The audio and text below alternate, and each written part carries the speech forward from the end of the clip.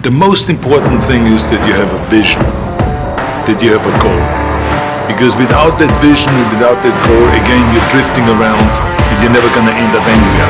People don't become successful just by accident. You're going to get your ass kicked. We're going to get the shit kicked out of us.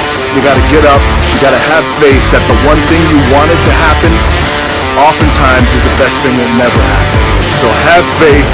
Just keep that in mind. Keep plugging away. Never accept the limitations of someone else. Somebody told you that it's impossible. Don't even try. Give up before you even fucking try it for yourself. Never accept the goddamn limitation that someone else has placed upon you. And now, FitnessInformant.com presents the Iron Union Podcast. Let's go. Guys, what's up? Welcome inside the Iron Union Podcast. I'm Fitness Informant, founder, CEO, Ryan Buckeye. Special guest this week, and I'm excited about this one because when I went to the Olympia in 2020, this is when they kind of just had to scramble, put something together. They moved it from Vegas, which was supposed to be at Planet Hollywood, down to the Hyatt in Orlando. And the production value of the show is, top notch, out of this world. I had said this is by far the most well-produced bodybuilding show I'd ever been to. And I thought Dan and team did a really good job. But then I was even more so impressed with my first experience of watching fitness. I've never seen fitness competition before in my life. I was informed that fitness competitors have to have the figure physique. They do the figure posing during the day, and then they do a fitness routine, which is basically a gymnastics routine, a tumbling gymnastics routine with props and costumes and just awesome stuff on top of that. And all I could think about was how in the fuck do these people maintain that level of body fat, be that lean and be that agile and be that athletic and do backflips and do flips and all these different things and holding their bodies up in positions that I couldn't even do with 12 to 15 to 20% body fat. So I was so impressed. And then that year, I had worked out with my friend John Meadows, and we were talking about his competitors. And at that point, he had Sean Clarita, he had Terrence Griffin, and he had Missy Truscott, who Missy is a fitness competitor.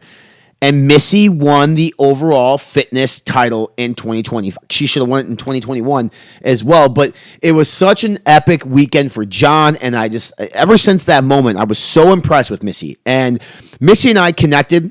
She does some work with Granite Supplements. And we've been, closely with Granite. We don't have an official working relationship with them, if you will. But I've always loved Granite because of John and what they represent. I think their formulas are good. So Missy reached out about working with the brand a little bit more, and one thing led to another. And I said, "Listen, I've been trying to get you. I've wanted to get you on this podcast for a while because you have a niche of the bodybuilding world that most do not understand. And even talking with her on this podcast, it is apparent that even the competitors don't fully understand the scoring system when it comes to fitness. Now, here's my qualm with the fitness category." I'm okay with it being, a 50-50 judging between their quarter turns and figure and then their fitness routine at night. But if you don't have a checklist or a guideline of what the fuck you're judging for when it comes to the fitness routine, how the fuck can you judge for it? So they place 70% emphasis on the fitness routine, 30% emphasis on the figure posing, okay? If you're going to have somebody judge the fitness routine, bring in professional gymnasts. Bring in people who have been there, done that. Bring in people who understand that world because I don't understand it. It sounds like Missy didn't understand it and what they are exactly looking for. Is it just like the wow factor? Like, holy shit, that impressed me. So I don't know. I don't get it. So bodybuilding world, please clarify. Put guidelines out in terms of what you're looking for when it comes to the fitness routine, when it comes to that portion of the show, because it is so impressive and it was so mesmerizing, but it would be a lot better if I understood what it is that people are actually looking for. So I got a chance to sit down with Missy, and during this conversation, you are going to experience real, raw emotion from Missy when we talk about John Meadows. And unless you've been living under a rock, people, you know that the bodybuilding world, fuck that. Not just the bodybuilding world, the world. Humanity lost a very, very amazing human being in John Meadows this year.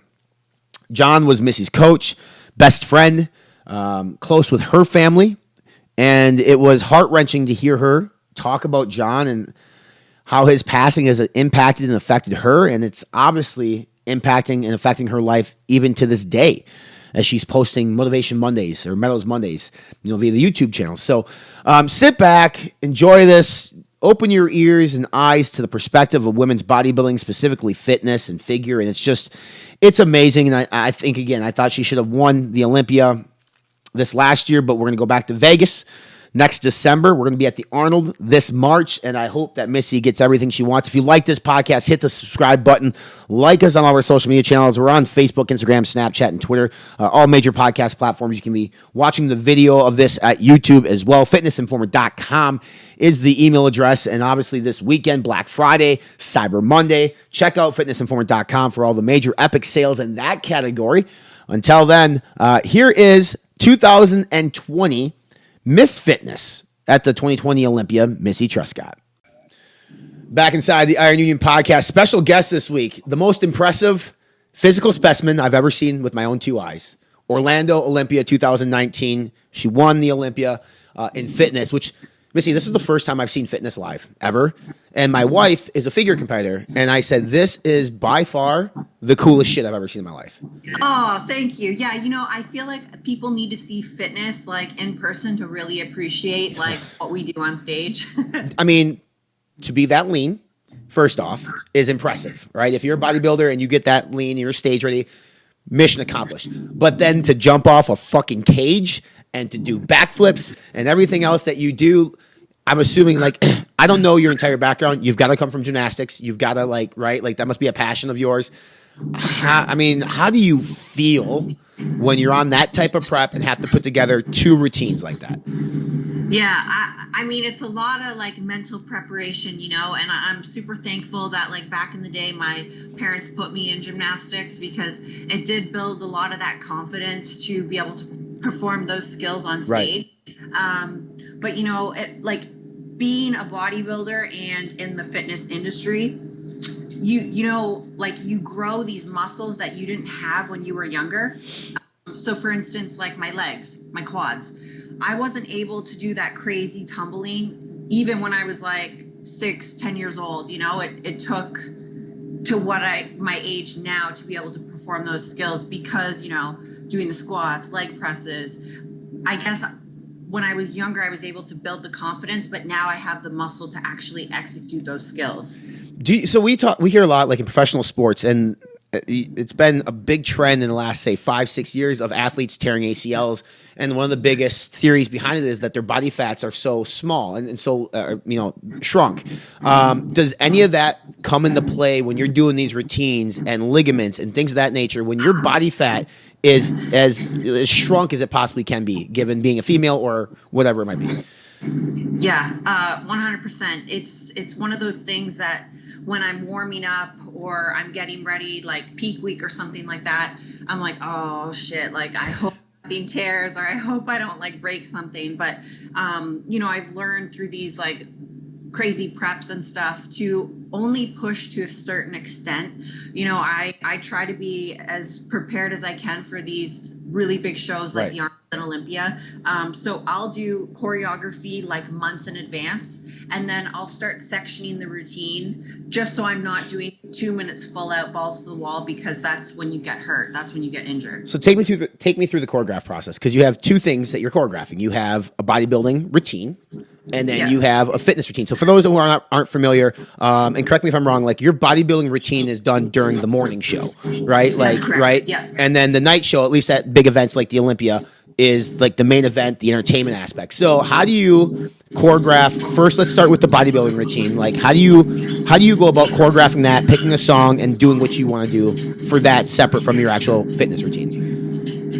You kind of like cut out there a little bit. No, okay. So how do you approach each routine differently in terms of choreographing the bodybuilding routine versus the fitness routine? Okay. So but the bodybuilding part is very much like the figure division. Right. So we walk out, we do our quarter turns, we do our T-walk, we get lined up and compared with the other fitness competitors. So that is basically just figure quarter turns. So, easy. Yeah, we're practicing our posing that way. We're judged basically like a figure competitor, which I love the figure division. Mm-hmm. I've competed as a figure pro a couple times in 2018 when I was really unsure of fitness. But then as for like fitness routines, that is just a whole other beast in and of itself. You know, there are some girls that have choreographers that help them with their routines, but I do everything myself. You do? Wow.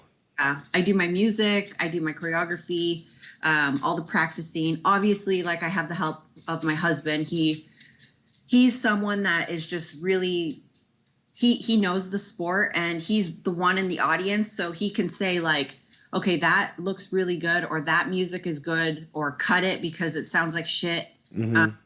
So like a lot of the rap stuff, you don't hear when you're sitting in the audience because it's just boom, boom, boom. Right. Especially at the Olympia. Yes. Oh my God. Yeah. That's one of the shows that like you really have to consider music and the audience, because if you do have a heavy bass kind of routine, they don't hear anything. Right.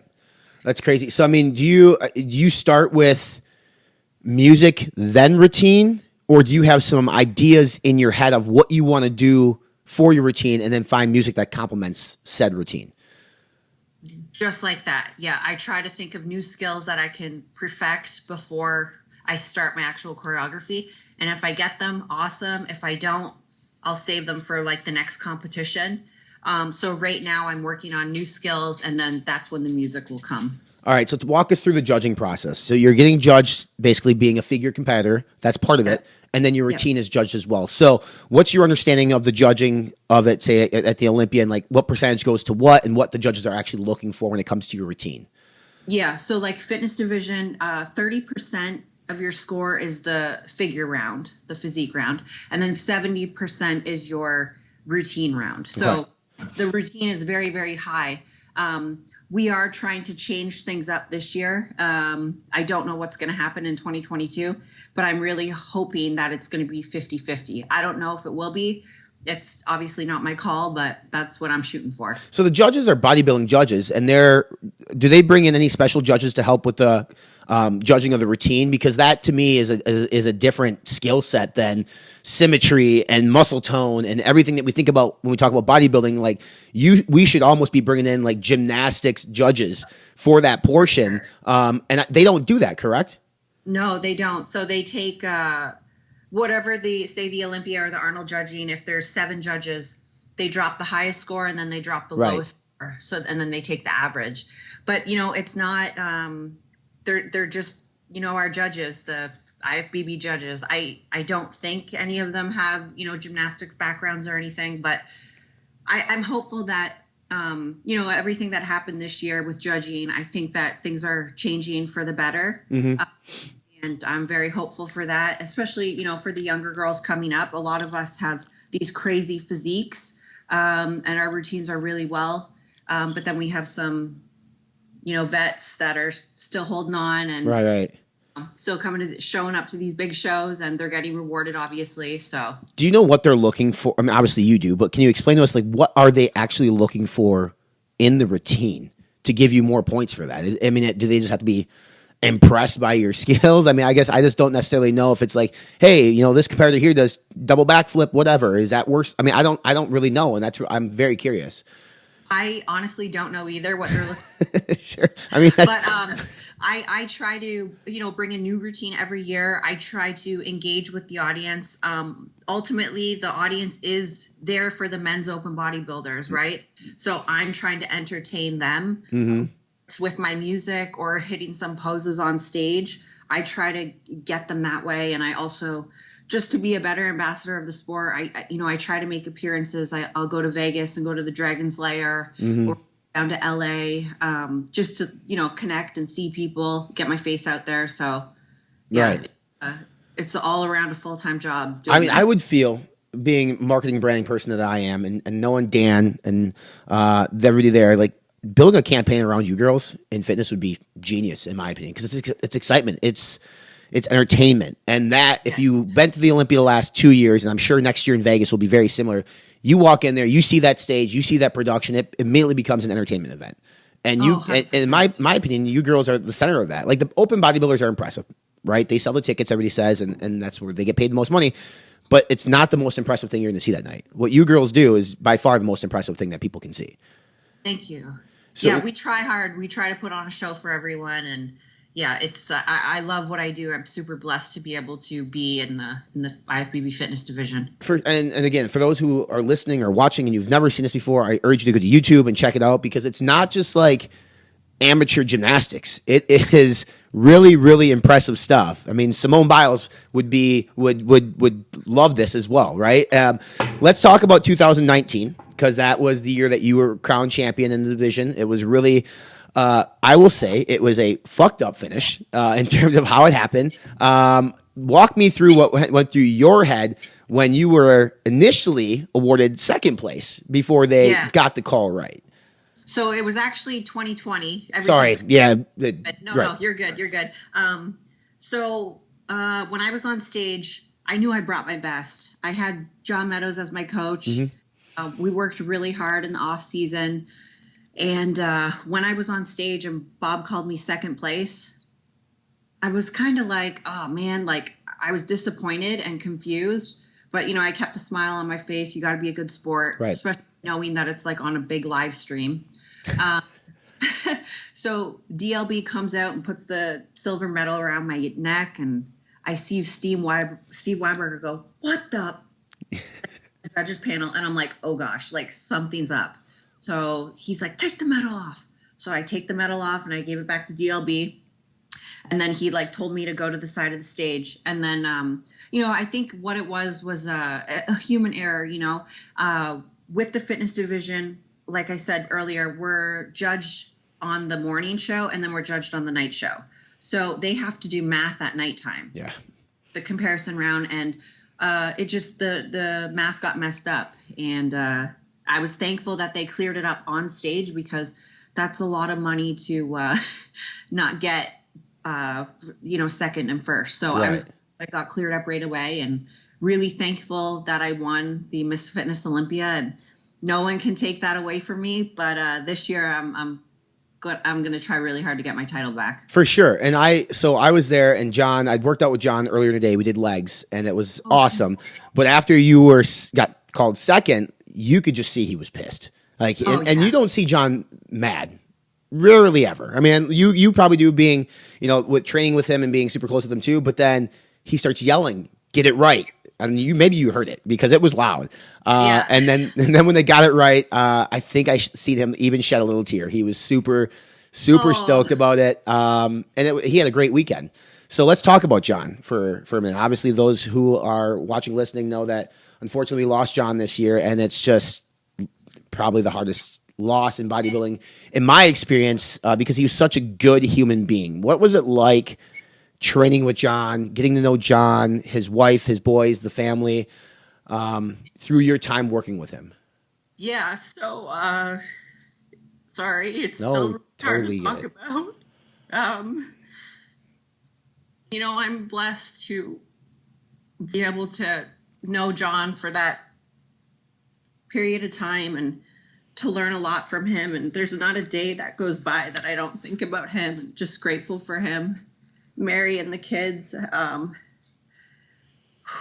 I love the days when Mary will shoot me a text message or call me. It's just, Mary and I had a conversation a couple weeks ago, and I told her that I was like struggling and stuff. And she said that to not hold in your emotions, and when you need to cry, just let it out, because it just shows that you really love that person, and it's okay to grieve. Grieving means that you love them very, very much. So yeah, whenever I feel like I need to express my emotions, especially at the gym, that's why I've been going to the gym really early now in the mornings, because if I'm training back or if I'm training legs, sometimes I just fucking break down just because it's hard, Mm-hmm. But yeah, I'm super thankful for everything that I learned from John. And, I won the Arnold Classic title and the Olympia title with him as my coach. And it wasn't just for me, it was for him too, because, he never got the chance to, he competed at the Arnold in 2016. Yeah. But he never won those titles. And for me to be able to win it for us and my husband, it just meant a lot more. The Arnold this year, was my tribute routine for him with the big gold wings, and his voiceovers were in it. And his posing routine that he did in 2016 at the Arnold, the music, was the intro of my routine. So John Meadows fans would know that. But yeah, it was a really, really hard year for me, losing John. And yeah, just it hit the bodybuilding community really hard. And I don't know if we'll ever really get over it, but I think that his legacy will live on, and we'll make sure of that. You will, I will, all the friends. John was really good, and great coach. Obviously, very, very good at what he did. But he was a better human being, and a better father, and a better husband. And what was some advice that he gave you that had nothing to do with bodybuilding, had nothing to do with fitness, but that you carry with you when in your everyday life, in your marriage, as carrying yourself as a female? I mean, has the best sound bites in the world of some of the best advice that has absolutely nothing to do with bodybuilding. Is there something that stuck with you and sticks with you to this day? Yeah, so it was just one thing I learned from being around John was that he treated everyone with so much respect. I actually work for Granite, so he got me that job.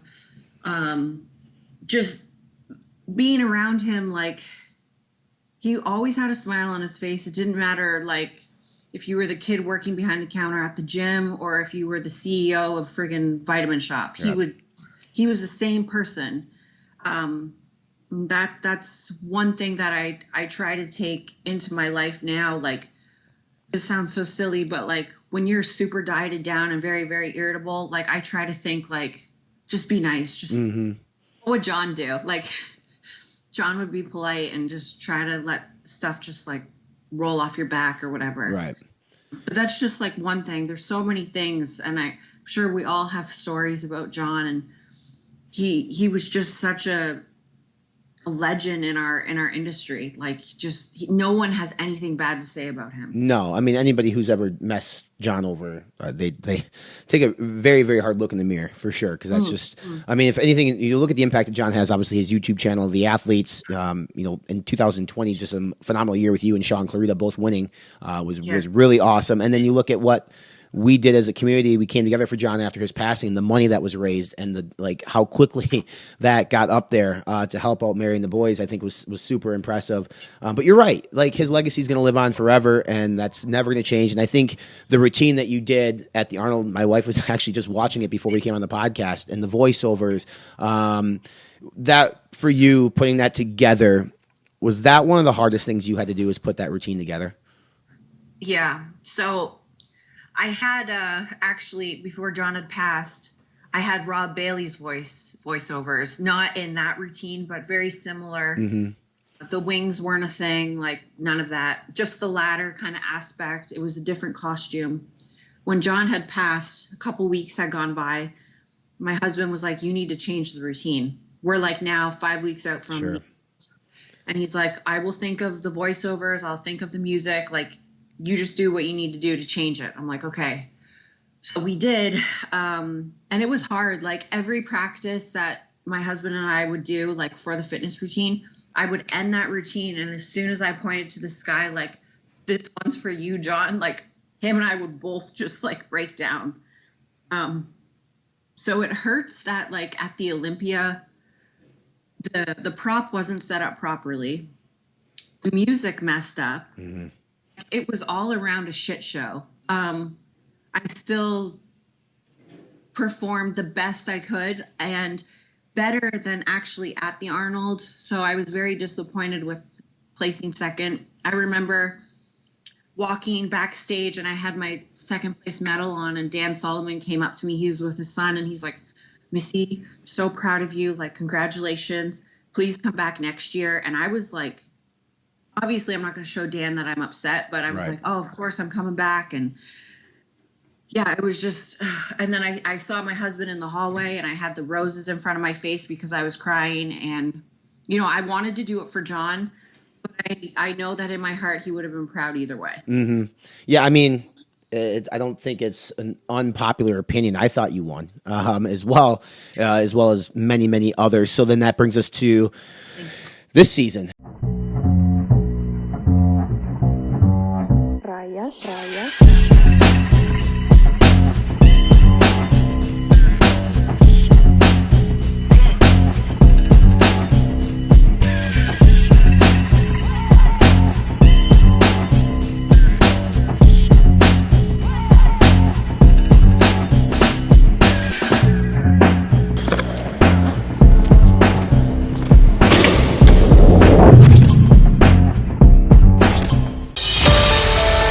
Adding my product is going to help you get to where you want to be.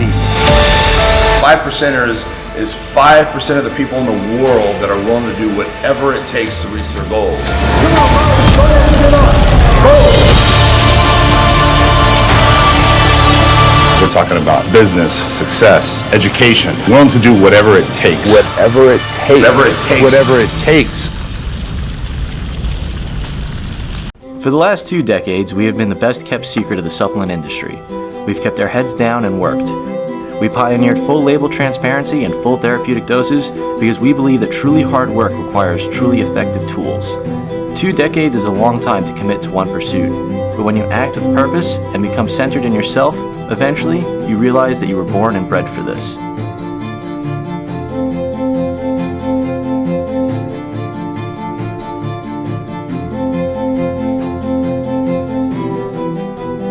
The things you once thought impossible, you now do every day. We don't like the easy way, it just doesn't feel right. We'll take the long, hard road over a shortcut any day. It takes longer, sure, but in the end, you know you earned it. And with the right team behind you, pushing yourself further than you've ever been would be just another afternoon doing what you love most.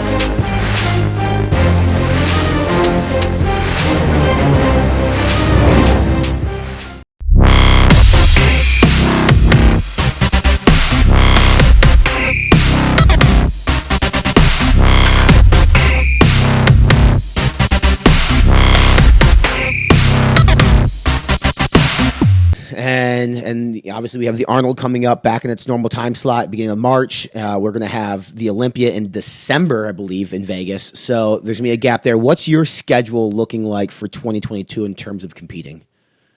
Yeah, so definitely the Arnold. We all have to apply. So I put my application in and like letter of recommendation. And then Steve Weinberg is having a show in Boston the weekend after the Arnold. Okay. And I love Steve. He's such a great guy.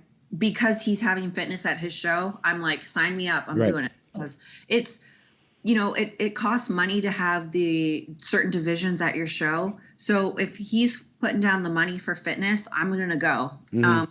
And then I have like 4 guest performances lined up for the spring. So I'm busy. Yeah. Well, I mean, I know you just had a guest appearance just a couple weeks ago as well, didn't you? Yeah, in Idaho. Right. Idaho of all places. I mean, do you enjoy doing those things? Because that I feel like is just kind of giving back to the fans.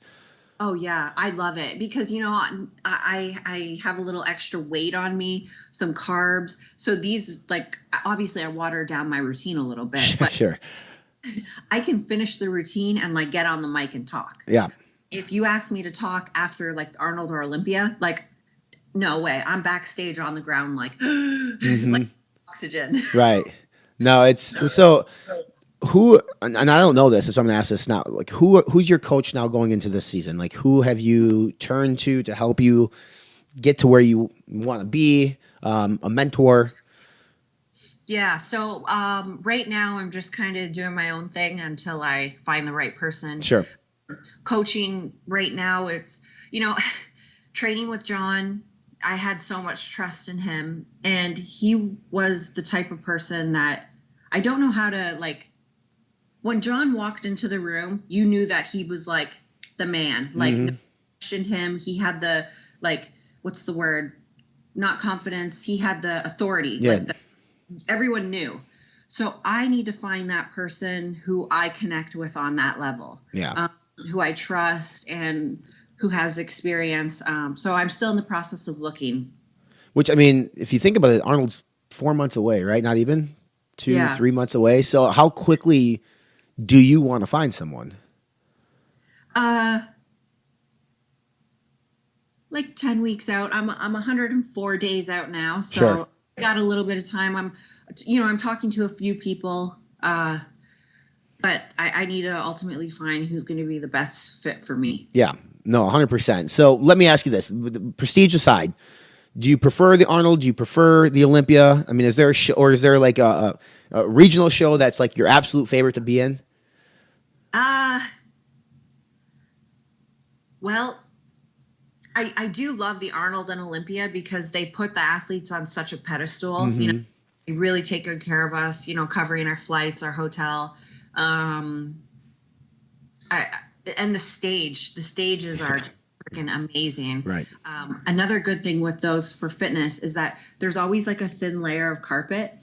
So if you have like women's physique or men's classic, when they're all oiled up and they're rolling around on the ground, if it's a hard floor, that thing gets slick. So Right. we're like, it's not good for us. But with the carpet, it's good. So that's why I like the Arnold and Olympia. Cool. What would you be if you weren't a bodybuilder? Well, I would probably do what I was before, which was work in the medical field. Okay. Licensed phlebotomist, so I draw people's blood, process specimens. I got out of it right before COVID hit, which was nice. Sure. So now I just strictly focus on competing and my clients. Well, tell me what you wanted to be when you were a little girl. Like, I can't imagine you wanted to be a lobotomist. Maybe you did. I mean, that's just like a random thing. But most people don't want to grow up to be, bodybuilders when they're young. And I mean, maybe. I mean, I guess you and I are in a time where magazines and stuff were kind of relevant yet, and we were still looking at that and be like, hey, Arnold, and for me, it was like looking at people like Jay Cutler and all this, and like that guy's awesome. He's got moxie. But what was your dream as a child? You're living it. I mean, I want to be a WWE wrestler. Really? Yeah. You still could. I mean, you got the look, you got the skills. Right now, you probably could walk and they'd give you a contract. I know. I mean, that would be, I feel like I'm past my prime with that now, but I did used to really, really want to do that. Another one was be a police officer. I actually grew up in Ontario, Canada. Okay. So I went to school for policing, but I wanted to move to America. So I moved to America, met my husband a couple years ago, and I don't think I would ever go back to Canada, even if someone paid me. Wait, you were an adult when you moved to America, right? I was, yeah. Yeah, that's what I thought. Well, here, I mean, I'm thinking back to your wrestling comment because Stephanie McMahon was at the Olympia this year. She was inducted into the Hall of Fame. You could have just walked up to her, shook her hand, and I guarantee she would have given you a look. You'd have been fine. And it's funny because there are other bodybuilders. I think Kayla Rossi, she's an IFBB Pro. I don't know if you know her or not. She is trained to be a pro wrestler in AEW, and it's just like that world is very closely closely knit, but at least this way you don't have to take what we call bumps and have to be, walk around with a limp unless you trip and fall, I suppose on stage. But Right. What's your absolute favorite part of prep? I would say seeing yourself change daily. That's what makes you not go into the fridge and eat freaking whatever's in there or go to the pantry and have some goldfish or chocolate. Whatever, when you wake up in the morning, your stomach's flat and your things are starting to pop and look good, and you get that sunken in face. That's what I kind of like live for. Sure. Love that. I love the suffer. I love the hard work, the sweat, everything. Maybe that's why I love bodybuilding. Take us through your first bodybuilding show ever.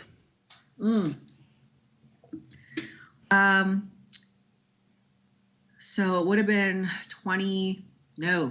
2009. was my first show. It was in Canada. I think I dieted for 6 weeks. I was in college. I ended up, it was like a natural kind of, not NPC level show. It was like a natural whatever. And I ended up winning the whole thing. And I was like, oh man, like this is really cool. How can I get to the Arnold? Like, I want to go to the Arnold Classic. And then the promoter of that show was like, no, you have to compete in another federation. I was like, oh, okay, let me do that. So I started 2012 was my first like NPC show in Canada. And it was Mindy O'Brien's show.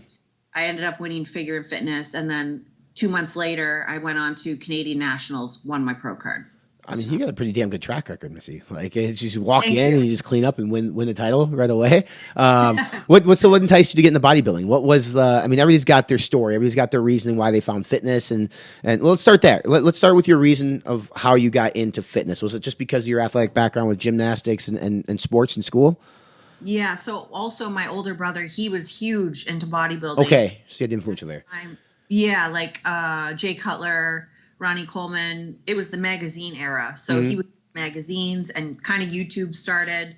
We'd watch the DVDs from like the Olympia preps of the guys. It's so cool. Yeah. For like $40. Yeah. Just watch it every day. So yeah, I would say my older brother, and then obviously my dad too. My dad was huge into lifting. We grew up, we'd watch like SmackDown and Raw. Like that was our thing. Bag of chips, and then just idolize like the bodies and stuff. Back in the day, Triple H like had the sickest legs. Yeah, they were they still are massive too. The dude's like just a machine, 50 some years old, and he looks like he's 30 and bossed up. It's awesome. So then the idea then to compete was, I mean, was that your brother's influence? Was it your choice?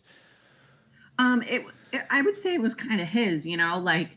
He didn't really see himself even doing a bodybuilding show. He just loved to train. But then he showed me Adela Garcia, she's someone I, still to this day have a lot of respect for, look up to. We text back and forth. But I was like, I could do that. Like, I could get on stage and do that. So she was kind of someone who inspired me to compete, Yeah, I would say her and like Mindy O'Brien. So what's been... I think I know the answer, but I'm going to ask anyway. Like, what's been the biggest disappointment for you in bodybuilding? I think as you get higher as you climb the ranks, you start to see who your true friends are. Some people come into your life and they're amazing. And then some people, get jealous of it, whether they're in the industry or not. You just really see who's like in your corner. So, the last couple of years, I've kept my circle like super, super tight. Like my husband, John, a couple close girlfriends, a couple girls in like the fitness division, and that's it. Because everyone else is just kind of, they just disappoint you. Right. So that would be the biggest disappointment, is like just seeing people's true colors, you know? No, that sucks. Bodybuilding or not, for real. Did you, the other athletes in John's world, like Sean and Terrence, I mean, did you guys ever converse, hang out, or is it very separate kind of lives? No, like John kind of kept us all together. Sean's awesome.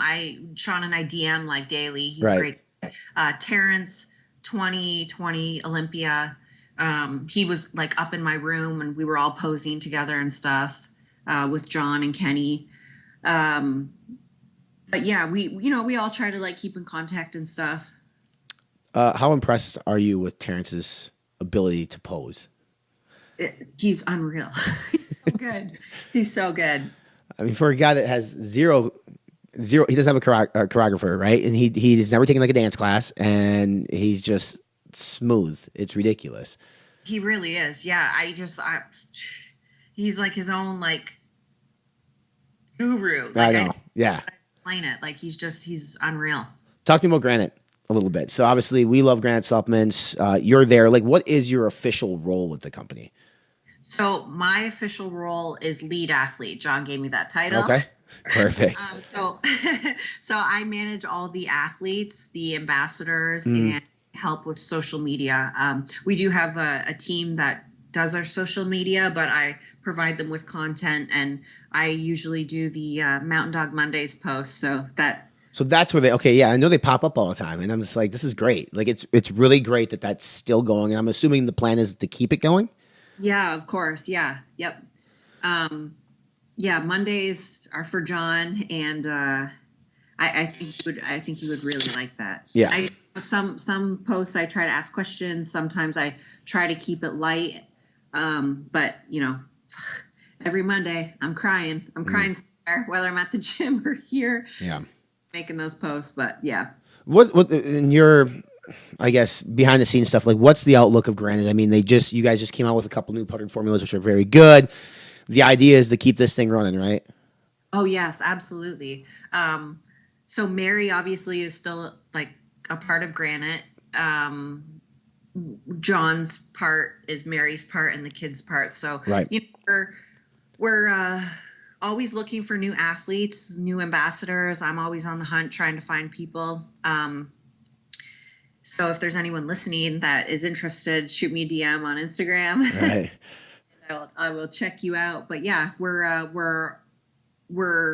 have formulations with the owners, and things are really, really starting to come together. I know that a lot of companies, with the manufacturing issues, not having all like the raw materials, we've kind of been set back a little bit, but right. I know it's the same with a lot of companies. So I'm just thankful that everyone is being patient and, still purchasing what we have, but new stuff is coming very, very soon. Yeah. The nice thing is you guys have bags and not containers. I mean, that's a big help when it comes to supply chain issues, but then obviously certain raw ingredients, it is, for lack of a better term, it's a clusterfuck, and it's not getting any better at this point. But what's your personal favorite supplement within the Granite line? So I love the Vasoblast. Yeah, it's so good. It's so good. My sweet spot is 2 scoops. Mm-hmm. I'm really, really liking the NeuroStim right now. It's funny because I'll take it in the morning, and my husband will know right away. He's like, "Did you take NeuroStim?" I'm like, "Yes, I did," because it literally like puts you in this good mood. Right. It's awesome. I recommend everyone try it. It's the caffeine is a little low on it, but you don't necessarily need that like crazy caffeine. And if you did, just take a couple caffeine pills with it. Yeah, really. I mean, honestly, like, it'd be great. Take it with Vasoblast. It's a hell of a pre-workout, especially like because people know like stimulants are vasoconstrictive. So if you want to take a good pump harder, why are you pumping in a bunch of stims? But what do you want to do after bodybuilding? I mean, have you thought about what that looks like?